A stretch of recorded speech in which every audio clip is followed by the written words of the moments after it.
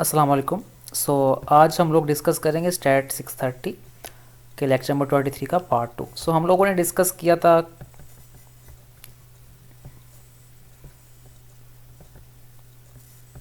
Research method, discuss किया था questions किस तरह के पूछे जा सकते हैं, डिस्कस किया था हम लोगों ने, और इसके लिए क्राइटेरिया क्या है और टूल्स कौन कौन सी ये डिस्कस किया था। आज हम आगे डिस्कस करते हैं। तो गाइडलाइन क्या है क्वेश्चनरी डिज़ाइन के लिए, उसके आगे पॉइंट्स को हम लोग डिस्कस करते हैं। 5 पॉइंट डिस्कस किए थे, 6 पॉइंट्स पे आते हैं। देखिए 6 पॉइंट है अवॉइड लोडेड क्वेश्चन। इसके नेम से ही जाहिर हो रहा है कि हमने बड़े बड़े सवाल पूछने नहीं है, ऐसे सवाल पूछने नहीं है जो कि लोगों को मेंटली या सोशली तौर पर डिस्टर्ब करते हैं। जैसा कि अब क्वेश्चन होता है कि पर्सनल मैटर्स के बारे में क्वेश्चन होता है, जैसे कि किसी की डिवोर्स के बारे में क्वेश्चनिंग एक्सेट्रा एक्सेट्रा, किसी की डेथ के बारे में गलत क्वेश्चनिंग वगैरह, जो इमोशनली उनको ब्रोकन करते हैं। ऐसे गवर्नमेंट के रिलेटेड क्वेश्चन, ये देखिए नेगेटिव इंपैक्ट आएगा अगर के city government repair are broken road, इस तरह के क्वेश्चन पूछे तो मतलब कि वो नुमाइंदे होंगे जो क्वेश्चन रीड कर रहे होंगे, जो इंटरव्यू ले रहे होंगे इंटरव्यूअर, सो वो एक नेगेटिव इंपैक्ट क्रिएट कर रहे हैं लोगों को हुकूमत के खिलाफ अगर वो लेके जाएँ, क्योंकि वो न्यूट्रल होते हैं।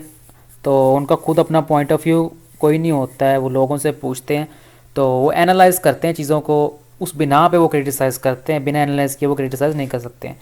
और जैसे किसी के से पूछना, किसी लेडीज़ से पूछना कि वो, या किसी हस्बैंड से पूछना कि उसने उसको कितनी दफ़ा मार पड़ी है घर में, तो इस तरह के क्वेश्चन तो जो किसी की मेंटेलिटी को इफेक्ट करें, तो ये अवॉइड लोडेड क्वेश्चन होते हैं। लोडेड क्वेश्चन होते हैं, गलत क्वेश्चन होते हैं, इनका एक नेगेटिव फॉल्स इम्पैक्ट होता है।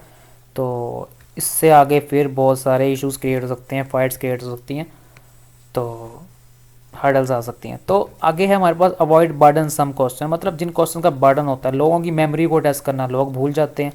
तो कुछ लोगों से पूछना कि 1990 में क्या हुआ था, तो इस तरह के क्वेश्चंस जो होते हैं, तो जो लोगों की मेमोरी को टेस्ट करें, क्योंकि सम टाइम कुछ लोग से जो सर्वे किया जा रहा होगा वो उस टाइम पैदा हुए होंगे और कुछ लोग उसके बाद बॉर्न हुए होंगे। तो इस तरह से क्वेश्चनिंग फिर उनकी मेमोरी को टेस्ट करती है कि how did you feel about your brother when you were 6।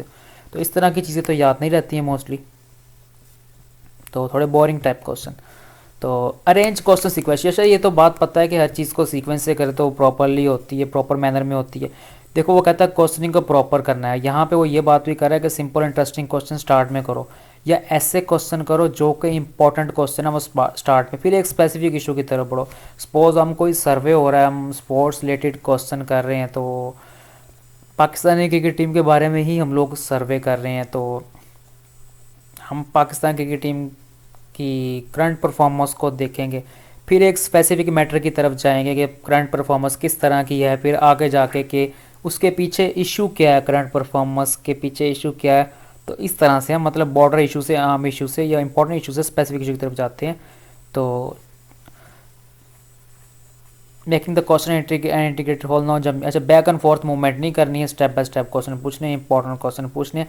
इसी तरह हुकूमत के रिलेटेड हम लोग क्वेश्चन पूछ सकते हैं, ठीक है, इंपॉर्टेंट क्वेश्चन पूछ सकते हैं, हम लोग के मुल्क का वज़ीर आज़म कौन है, फिर आगे हम स्पेसिफिक मैटर्स की तरफ जा सकते हैं कि उसने कितनी चेंजिंग लाई है, इस तरह। तो आई होप आपको क्लियर हो रहा होगा। फिल्टर्ड क्वेश्चन ये थोड़ा सा इंपॉर्टेंट है, थोड़ा सा लेंथी भी है। तो इसमें जस्ट हम लोग कहते हैं जिस क्वेश्चन का हम लोग येस नो में आंसर दे सकें। Asking question doesn't apply to subject and irritate bias the answer, so asking. अच्छा यहाँ पे इसका अगर सिंपल वे में हम लोग एक्सप्लेन करें, येस नो में क्वेश्चंस का आंसर करना। अगर कुछ स्टूडेंट्स को हम किसी को एडवाइस दें और उनसे दोबारा हम ये पूछें कि पहले भी तुम्हें इस तरह की एडवाइस मिल चुकी है, तो वो येस और नो की फॉर्म में ही आंसर देंगे, तो येस नो की फॉर्म में आंसर। तो screen out respondent does not qualify second question, और इसके बाद करस्पॉन्डेंट जो होता है वो सेकंड क्वेश्चन के लिए क्वालिफाइड नहीं होता। Asking question does not apply to the subject can be irritating और बायस द आंसर।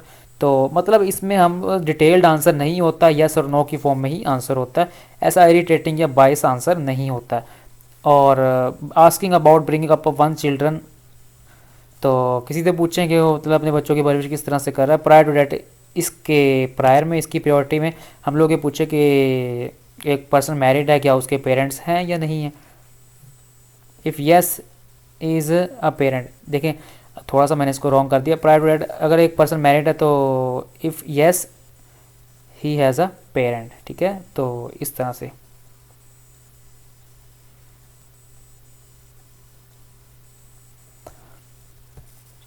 बाकी यहाँ पे हम लोग देख रहे हैं कि क्वेश्चनरीज हम लोग पूछते हैं तो सर्वेज आता है, वो प्रिंटिंग फॉर्म में आता है, तो उसकी एक जनरल होता है, पहले इंस्ट्रक्शन होती है, फिर मतलब कि सर्वेज को कैसे हमने फिल करना है उस फॉर्म को, फिर पर्सनल हमारे बारे में चीज़ें होती हैं, हमारा नेम, आईडी वगैरह वगैरह एक्सेट्रा ईमेल पूछा जाता है, फिर उसकी बॉडी होती है, सर्वे के क्वेश्चन होते हैं। तो इस तरह से physical issue, overlaid physical issue और फॉर्मेट ऑफ क्वेश्चन, ये दो चीज़ें यहाँ पे मैटर करती हैं। और लास्ट में थैंक यू भी लिखा होना चाहिए, वो हमारा शुक्रिया अदा करे जब हम सर्वे को फिल कर लें, फॉर्म को फिल कर लें। तो फिल्टर क्वेश्चन को मैं आप लोगों को दोबारा एक्सप्लेन कर दूँ, आई होप सो आपको क्लियर नहीं हुआ होगा, तो दोबारा ऐसे क्वेश्चन ये जिनका हमें फिल्टर आंसर यूज़ करना चाहिए, यस नो की फॉर्म में आंसर यूज़ करना चाहिए, डिटेल आंसर हम लोग ना यूज़ करें।